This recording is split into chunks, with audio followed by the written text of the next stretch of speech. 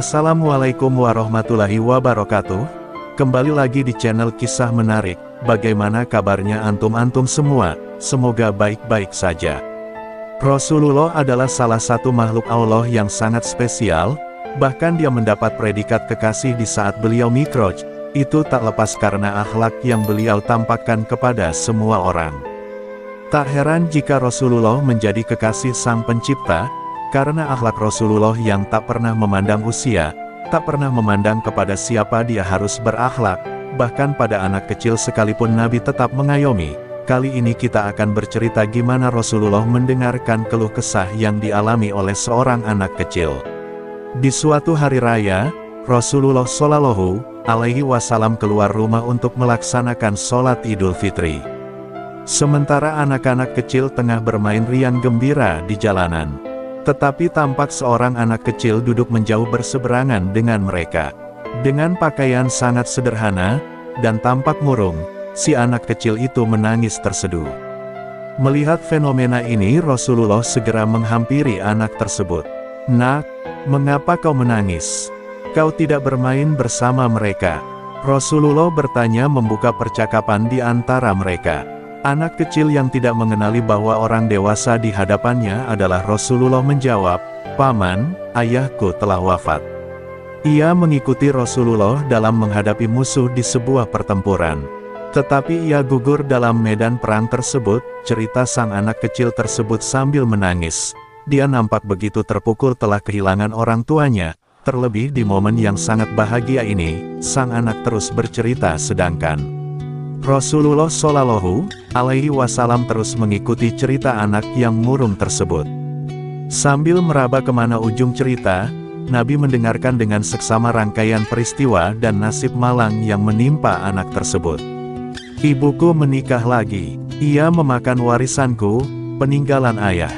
Sedangkan suaminya mengusirku dari rumahku sendiri. Kini aku tak memiliki apapun. Makanan, minuman, pakaian, dan tempat tinggal. Aku bukan siapa-siapa. Tetapi hari ini, aku melihat teman-teman sebayaku merayakan hari raya bersama ayah mereka. Dan perasaanku dikuasai oleh nasib kehampaan tanpa ayah. Untuk itulah aku menangis," katanya bercerita kepada Nabi Muhammad. Mendengar penuturan ini, batin Rasulullah terenyuh. Ternyata ada anak-anak yatim dari sahabat yang gugur membela agama dan Rasulnya di medan perang, mengalami nasib malang begini. Rasulullah segera menguasai diri. Rasul yang duduk berhadapan dengan anak ini segera menggenggam lengannya. "Nak, dengarkan baik-baik. Apakah kau sudi bila aku menjadi ayahmu, Aisyah menjadi ibumu, Ali sebagai paman, Hasan dan Hussein sebagai saudara, dan Fatimah sebagai saudarimu?" tanya Rasulullah. Mendengar tawaran itu, anak ini langsung mengerti seketika siapa orang dewasa yang telah berbicara dengannya, bahwa orang dewasa di hadapannya tidak lain adalah Nabi Muhammad Shallallahu Alaihi Wasallam. "Kenapa tak sudi, ya Rasulullah?" jawab anak ini dengan senyum terbuka. Rasulullah kemudian membawa anak angkatnya pulang ke rumah. Di sana anak ini diberikan pakaian terbaik. Ia dipersilakan makan hingga kenyang. Penampilannya diperhatikan lalu diberikan wangi-wangian. Setelah beres semuanya, ia pun keluar dari rumah Rasulullah dengan senyum dan wajah bahagia.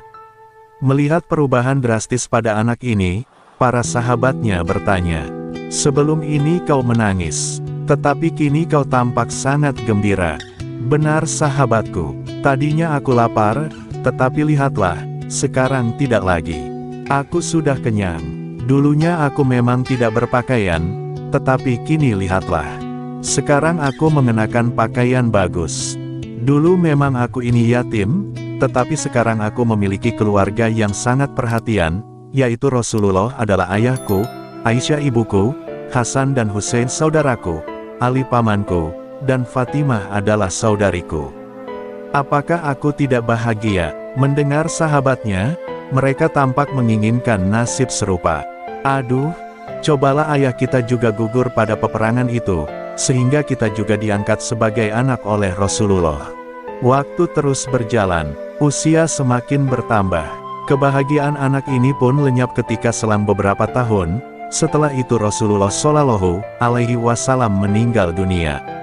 Meratapi kepergian ayah angkat paling mulia ini, ia keluar rumah seraya menaburkan debu di atas kepalanya. Celaka, sungguh celaka, kini aku kembali terasing. Aku bukan siapa-siapa lagi. Aku kini menjadi yatim, sepi, katanya terisak, ketika mengetahui kalau sang ayah sudah tidak ada. Sayyidina Abu Bakar As-Siddiq yang menyaksikan anak ini segera memeluknya. Sayyidina Abu Bakar kemudian mengambil alih pengasuhannya, wallahu a'lam.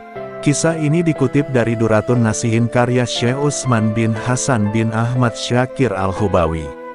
Siapa coba yang tak iri kepada sosok anak kecil ini, meski banyak cobaan yang dia alami, mulai dari tewasnya sang bapak di medan perang, ibu yang merebut paksa hartanya, dan diusirnya dari rumahnya sendiri, hingga membuat anak kecil itu tak punya apa-apa, dan pada akhirnya Rasulullah mengetahui apa yang terjadi kepada anak kecil ini, sampai-sampai Rasulullah menjadikan anak tersebut menjadi anak angkatnya, dan pada akhirnya pula, hal yang dulu terjadi padanya kini harus terjadi lagi pada dirinya.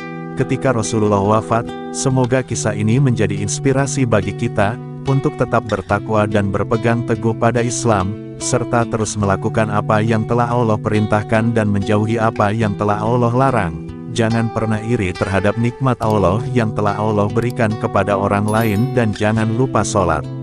Wassalamualaikum warahmatullahi wabarakatuh.